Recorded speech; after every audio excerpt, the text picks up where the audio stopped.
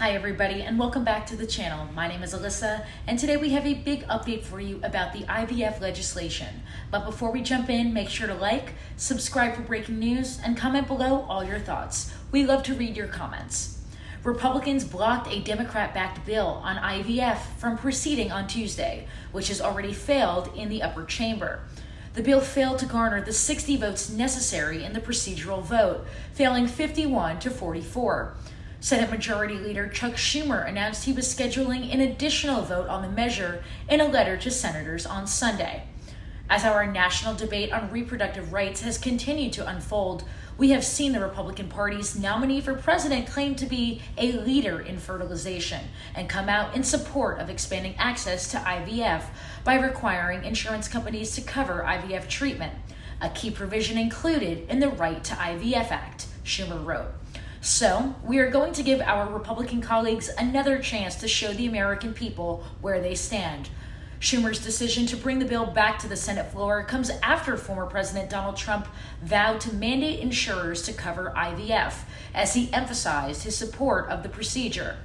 I'm announcing today in a major statement that under the Trump administration, your government will pay for, or your insurance company will be mandated to pay for, all costs associated with IVF treatment, Trump said at a Michigan event last month, because we want more babies, to put it nicely.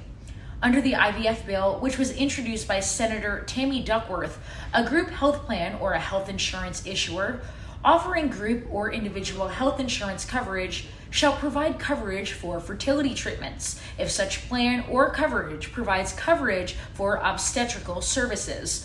This would extend to nearly all insurers, as obstetrical coverage is considered a routine inclusion. In June, nearly all Senate Republicans voted the measure down during a key procedural vote, preventing it from getting the 60 necessary votes to advance. Republican Senators Ted Cruz of Texas and Katie Britt of Alabama proposed their own IVF bill later in the summer, which they say would prevent bans on the procedure but allow for common sense regulation. That measure was blocked from being voted on when Cruz made a unanimous consent request to proceed with it. It has not been slated for a traditional vote by Schumer either. At the time, Cruz and Britt also led a statement that was signed by the entire Republican conference, reiterating their support of IVF. Senate Minority Whip John Thune, who was running for Republican Senate leader in November, said he hadn't discussed the IVF proposal with Trump, but perhaps some of his colleagues had. Every Republican is for IVF. I don't know of any Republican that isn't, he said. The question of whether or not insurance ought to cover it is another issue that we need to talk about. Let us know your thoughts by leaving a comment below. Thanks so much for watching, and I'll see you in our next video.